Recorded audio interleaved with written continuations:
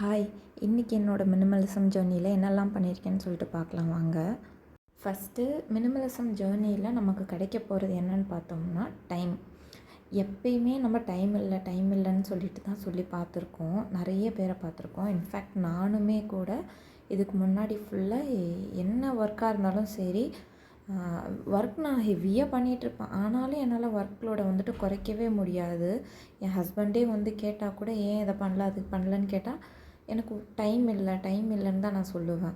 ஏன்னா அவ்வளோ ஒர்க் இருந்துகிட்டே இருக்கும். நம்ம எவ்வளோ தான் பண்ணாலும் இருக்கிற ஒர்க் எதுவுமே கம்ப்ளீட் பண்ணவே முடியாது நம்மளால். இன்கம்ப்ளீட்டாகவே இருக்கும். ஆனால் மினிமலிசம் எப்போ ப்ராக்டிஸ் பண்ண ஸ்டார்ட் பண்ணேனோ அப்போலேருந்து எனக்கு கிடைக்கிறது நிறைய ஃப்ரீ டைம். அப்போ தான் எனக்கு ரியலைஸ் ஆச்சு, ஓகே நம்மக்கிட்ட திங்ஸ் நிறைய இருந்தால் அது மெயின்டெனன்ஸ் அதிகமாக எடுக்கும். ஸோ அந்த ஒர்க் பண்ணிகிட்டே இருக்கிறதுனால நம்மளால் எக்ஸ்ட்ராவாக வேறு எந்த ஒர்க்லேயும் கான்சென்ட்ரேட் பண்ண முடியாது. இன்ஃபேக்ட் ஃபுட்டில் கூட கான்சென்ட்ரேட் பண்ண முடியாது. ஏன்னா சமைச்சோமா, அடுத்து கூட்டணுமா, அடுத்து அதை பண்ணோமா இதை பண்ணோமான்னு சொல்லிட்டு ஒர்க் இருந்துகிட்டே இருக்கும். எப்போ பார்த்தாலும் வீடு மெஸ்ஸியாக இருந்துகிட்டே இருக்கும். ஆனால் இப்போது ஒரு எம்டி ஸ்பேஸை பார்க்குறப்போ எல்லாமே கிளியர் பண்ணி ஒரு டேபிள் வந்துட்டு ஃப்ரீயாக இருக்கும்போது, டேபிள் மேலே கிளட்டர் இல்லை, ஒரு வாட்டர் பாட்டிலோ எதுவுமே இல்லாமல், ஒரு கிளாஸோட கவரோ ஒரு கிளாஸோ எதுவுமே இல்லாமல் இருக்கிறத பார்க்குறப்போ நமக்கு மைண்டே வந்து ஃப்ரீயாக இருக்கும். எனக்கு அந்த மாதிரி தான் நான் ஃபீல் பண்ணேன். என் மைண்டே வந்து ஃப்ரீயாக இருக்குது. எனக்கு இப்போ நிறைய டைம் கிடச்சிருக்கு. இப்போ தான் நான் வந்து யோசிக்கிறேன். அப்போல்லாம் அவ்வளோ கஷ்டப்பட்டு எல்லா ஒர்க்கும் பண்ணுவேன். ஹவுஸ் ஹோல்ட் ஒர்க்ஸ்லேருந்து ஆரி ஒர்க்லேருந்து எல்லா ஒர்க்கும் பண்ணிகிட்ருந்தேன். அவ்வளோ கஷ்டப்பட்டு பண்ணிகிட்ருப்பேன் எல்லாத்தையுமே. யோசித்து பார்க்கக்கூட முடியல இப்போ எப்படி அதெல்லாம் செஞ்சேன்னு சொல்லிட்டு. ஆனால் இப்போது என்னால் ஃப்ரீயாக உட்காந்து அதே ஆரி ஒர்க்கை பண்ண முடியும், ஸ்டிச்சிங் ஒர்க் பண்ண முடியும். எனக்கு இப்போ நிறைய ஃப்ரீ டைம் கிடச்சிருக்கிறதுனால என் மைண்ட் ரொம்ப ஃப்ரீயாக இருக்கும். ஏதாவது செய்யலான்னு யோசிக்கிறப்போ என்னோடய மைண்ட் வந்து ரொம்ப ஃப்ரீயாக இருக்கும். இப்போ காலையிலேயே நம்ம எல்லா ஒர்க்கையும் முடிச்சிடுறதுனால எங்கேயாவது இப்போ கிளம்பி போகணும் அப்படின்னு சொல்லிட்டு நினச்சேன்னா என்னால் டப்புன்னு கிளம்ப முடியும். ஸோ ஃபுட்டுன்னு எடுத்துக்கிறப்போ அந்த ஃபுட்டை கூட நம்மளால் ப்ராப்பராக சாப்பிட முடியும். ஏதோ ஒன்று சமைச்சோமா, ஏதாவது ஒன்று சாப்பிட்டோமா அப்படின்ற மாதிரி நம்ம லைஃப் வந்துட்டு போயிட்டே இருந்துச்சு.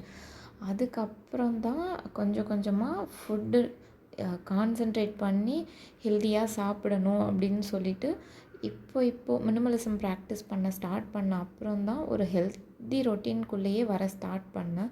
ஃபுட் வந்து எவ்வளோ இம்பார்ட்டண்ட்டுன்னுட்டு அப்போ தான் எனக்கு தெரியுது. நார்மல் ஃபுட்டு சாப்பிட்றதுக்கும் ஒரு பேலன்ஸ்டு ஃபுட்டை சாப்பிட்றதுக்கும் உள்ள டிஃப்ரென்ஸ் என்னன்றது அதுக்கப்புறம் தான் எனக்கு ரியலைஸ் ஆகுது. இதுதான் மினிமலிசமோட பெனிஃபிட்ஸாக நான் வந்து ஃபீல் பண்ணுறேன். Buying unwanted things. ஒரு பொருளை வாங்கும்போது நமக்கு தெரியாது இது வாண்டடா அன்வான்டான்னு சொல்லிட்டு. எல்லா பொருளும் புதுசாக பார்க்குறப்போ வாங்க போகிறோம் அப்படின்றப்போ இது நமக்கு கண்டிப்பாக தேவை அப்படின்ற ஒரு ஃபீல் தான் கொடுக்கும். ஆனால் யூஸ் பண்ண ஸ்டார்ட் பண்ணும்போது தான் அது நமக்கு தெரியும் இது தேவையா இல்லையா அப்படின்றது. அதுக்கப்புறம் தான் நமக்கு தெரிய ஸ்டார்ட் பண்ணும். ஸோ ஒரு பொருளை வாங்க போகிறப்போ இன்ட்ரெஸ்டடாக நம்ம வாங்கிடுவோம், இது நமக்கு வேணும் அப்படின்ற ஒரு தாட்டில். வாங்கின அப்புறம் தான் அது ரியலைஸ் ஆகும் அது ஒரு அன்வான்டான ஒரு ஸ்டஃப்னு சொல்லிட்டு. அதுக்காக தான் ஃபஸ்ட்டே வந்து வாங்கிறதுக்கு முன்னாடி ஒரு 10 days ஒரு 1 week அட்லீஸ்ட் வெயிட் பண்ணி வாங்கணுன்றது. என் லைஃப்பில் அந்த மாதிரி நிறைய விஷயம் நடந்திருக்கு. வாங்கிட்டு நிறைய டைம் நான் வந்து ஃபீல் பண்ணியிருக்கேன் ஏன்டா வாங்கணும் அப்படின்னு சொல்லிட்டு. ஃபார் எக்ஸாம்பிள் இந்த கவர் கூட அந்த டஸ்ட்பின் கவர்ஸ் வந்து அமௌண்ட் பே பண்ணி தான் கடையிலேருந்து வாங்கிட்டு இருந்தேன். ஆனால் அதை நம்ம கடையில் வாங்கவே தேவையில்லை. நமக்கு வர க்ரோசரிஸ் வெஜிடபிள்ஸ்க்கு வர பேக்ஸே வந்து நம்ம ரீயூஸ் பண்ணிக்கலாம் டஸ்ட்பின்காக. அந்த மாதிரி சின்ன சின்ன மிஸ்டேக்ஸை நானும் ஸ்டார்டிங்கில் பண்ணியிருக்கேன். அப்புறம் என் பொண்ணு, அவளுக்கு இவளை நான் வேலை செய்யன்னு சொல்லிட்டு சொல்லவே மாட்டேன். ஆனால் டெய்லி நம்ம பண்ணுற ஒர்க் என்னென்ன பண்ணிகிட்ருக்கோன்னு சொல்லிட்டு அவளுக்கு நல்லா தெரியும். அதை வச்சு அவளும் கூட சேர்ந்து நான் என்னெல்லாம் பண்ணிகிட்ருக்கேனோ டே பை டே அந்த ஒர்க்கை அவளும் வந்து பண்ணுவாள். வீடு கூட்டுறது, ஃபார் எக்ஸாம்பிள் வெஜிடபிள்ஸை ஃப்ரிட்ஜில் அரேஞ்ச் பண்ணுறது. ஆல்ரெடி என் ஹஸ்பண்டும் இதை வந்து அவளுக்கு சொல்லி கொடுத்துருக்காங்க. ஏன்னா அவள் வீட்லேயே தான் இருக்காள், அவள் கூட விளையாடுறதுக்கு ஆள் இல்லை. நாங்கள் 2 பேர் தான். ஸோ நாங்கள் என்னெல்லாம் பண்ணுறோமோ அது எல்லாமே அவளும் பண்ணுவாள். துணி மடிக்கிறது, வெஜிடபிள்ஸ் எங்கெங்கே ஃப்ரிட்ஜில் என்ன பொருள் எங்கே இருக்குன்றது அவளுக்கு தெரியும். அவளுக்கு ஜஸ்ட்டு 3 இயர்ஸ் தான் ஆகுது. அதே மாதிரி கிச்சன்லேயுமே ஒரு பாத்திரம் இல்லை குப்பை டஸ்ட்பினில் வந்து அந்த குப்பையை போடணுன்றதுலேருந்து அவளுக்கு ஆல்மோஸ்ட் எல்லாமே தெரியுது. நான் டெய்லி துணி மடிக்கிறத பார்த்து அவளோட கிளாத்ஸ் அவளே மடிக்க ஸ்டார்ட் பண்ணிட்டாள். அவளுக்கு நான் சொல்லியும் தரலை. ரொம்ப ரேராக ஏதாவது ஒன்று மடிக்க முடியல அப்படின்னு சொல்லிவிட்டு அவளே ஒரு சில தடவை டென்ஷனாக அந்த டைமில் தான் நான் சொல்லுவேன் இதை இப்படி மடிக்கணும் அப்படின்னுட்டு. அவளுக்கு நான் தரமாட்டேன்னு சொன்னாலும் அவளுக்கு பிடிக்காது. நானும் மடிக்கிறேன் அப்படின்னு சொல்லிவிட்டு அவளும் என் கூட சேர்ந்து ஒர்க் பண்ணுவாள். ஸோ இந்த மாதிரி வீட்டில் இருக்கவங்களையும் வந்து நம்ம கொஞ்சம் கொஞ்சம் இன்வால்வ் பண்ணிக்கலாம். ஓன் இன்ட்ரெஸ்ட் இருக்குது அப்படின்றப்போ வெஜிடபிள்ஸ் அடுக்கும்போது அவளே வந்து நான் வெஜிடபிள்ஸ் வந்துடுச்சு அப்படின்னாவே அவளே வந்து அரேஞ்ச் பண்ண ஸ்டார்ட் பண்ணிடுவாள். எது எங்கே வைக்கணும், எப்படி வைக்கலாம் அப்படின்னுட்டு கேட்டு ஒன் பை ஒன்னாக அவளே வந்து பண்ணுவாள். நமக்கு சின்ன வயசில் கற்றுக் கொடுக்காத ஒரு சில விஷயங்கள் அது என்னென்னா இதுதான். எனக்கு சுத்தமாக சமைக்கவே தெரியாது ஸ்டார்டிங் ஸ்டேஜ்லலாம்.